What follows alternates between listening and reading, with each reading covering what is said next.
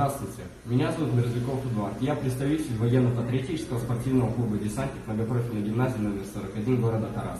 Я хотел вам предоставить свою модель танк робот-разведчик.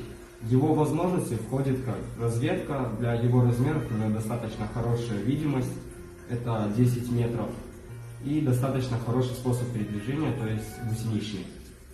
С помощью гусеничного передвижения у него не прокручиваются колеса, что позволяет проходить через множество препятствий, таких как грязь, подъем и так далее.